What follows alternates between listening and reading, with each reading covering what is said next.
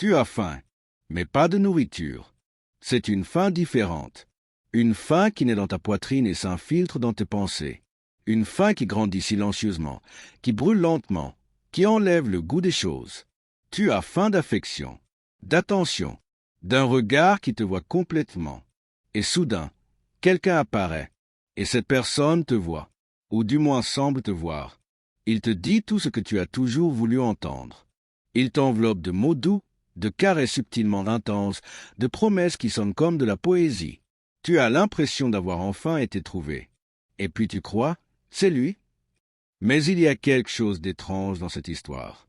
Car après ce début magique, il commence à disparaître. L'attention diminue. Les messages s'espacent. L'étincelle dans ses yeux s'estompe. Et tu te demandes, ai-je fait quelque chose de mal? À partir de ce moment-là, vous courez après ce qu'il vous a donné. Et c'est là que le cycle commence. Vous commencez à vivre pour les miettes. Les miettes qui arrivent après des heures de silence. Après une disparition inexpliquée. Après une grossièreté que vous avez, selon lui, mal comprise. Mais quand cette miette arrive, un compliment, un « tu me manques », une accolade glaciale, elle vous comble pendant quelques secondes. Et vous vous sentez à nouveau vu. Enfin, presque, mais cette petite dose d'affection suffit juste à vous maintenir, et jamais à vous guérir. Le narcissique le sait. Il sait qu'après vous avoir offert un festin émotionnel au début, vous le supplierez pour les restes. C'est exactement le jeu. L'appât est toujours servi avant l'arrestation. Il ne veut pas vous aimer. Il veut vous rendre accro. Et ce qui vous rend accro, ce n'est pas ce qu'il vous donne. C'est ce qu'il vous promet et ne tient jamais. Votre esprit se met à fonctionner comme quelqu'un en manque. Vous vous souvenez du début. Et vous pensez, si je change, il redeviendra comme avant. Vous essayez d'être plus compréhensif, plus affectueux, plus patient. Et, sans vous en rendre compte, vous devenez quelqu'un qui vit pour les émotions des autres. Vous commencez à vous neutraliser. Vous évitez de dire ce que vous pensez. Vous avalez des crapauds. Vous cédez. Vous vous excusez pour des choses que vous n'avez pas faites.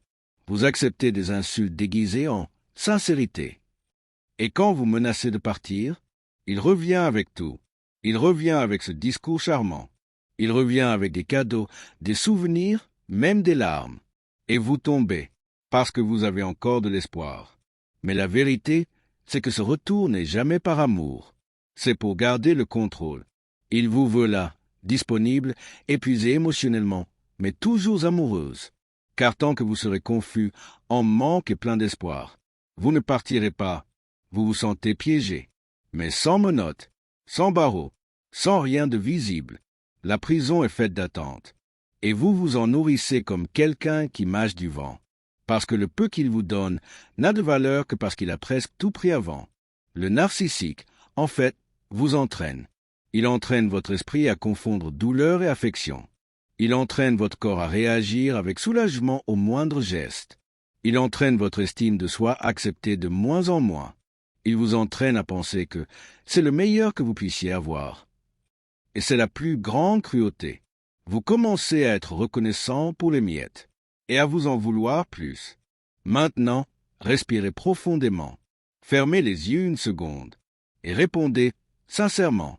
Combien de fois avez-vous défendu ces personnes auprès des autres, alors que vous étiez en train de vous effondrer intérieurement? Combien de fois avez-vous dit « Mais il a bon cœur, il est juste renfermé, il a beaucoup souffert. Il m'aime à sa manière ». Ces phrases sont les cris étouffés de quelqu'un qui tente de justifier l'injustifiable. De quelqu'un qui, au fond de lui, sait qu'il n'obtient pas ce qu'il mérite, mais qui a peur de perdre ne serait-ce que le peu qu'il a. Et voici une dure vérité. Celui qui vous aime vraiment ne vous fait pas peur, ne vous rend pas anxieux, ne disparaît pas sans explication, ne vous plonge pas dans un état de glace émotionnelle pendant des jours pour revenir plus tard en faisant comme si de rien n'était. Ce n'est pas de l'amour, c'est de la violence psychologique enveloppée dans un emballage romantique. Et l'emballage est joli, rempli de bons souvenirs, plein de mots qui semblaient uniques. Mais à l'intérieur, il n'y a que de la douleur recyclée. On pourrait même dire que personne n'est parfait, que chaque relation a ses hauts et ses bas. Oui, mais vivre dans un champ de bataille émotionnel constant, où vous êtes toujours la cible et lui le général, Ce n'est pas une relation. C'est un champ de destruction. Et vous vous y perdez. Il arrive un moment où il faut regarder la table émotionnelle où vous êtes assis. Et réaliser, s'il ne reste que des miettes, relevez-vous. Car l'amour ne se mendie pas. Il ne s'accepte pas au compte-gouttes. Il ne se vit pas comme une faveur. Vous méritez quelqu'un qui vous voit, qui vous écoute, qui vous choisit. Quelqu'un qui vous offre une vraie présence, et non un petit théâtre de contrôle émotionnel. La première étape, Reconnator, Namer, dire, ce ne sont que des miettes, et je ne suis pas né pour ça. Et tu n'es pas né, tu es né pour être entier, pour être vu, pour être vraiment aimé.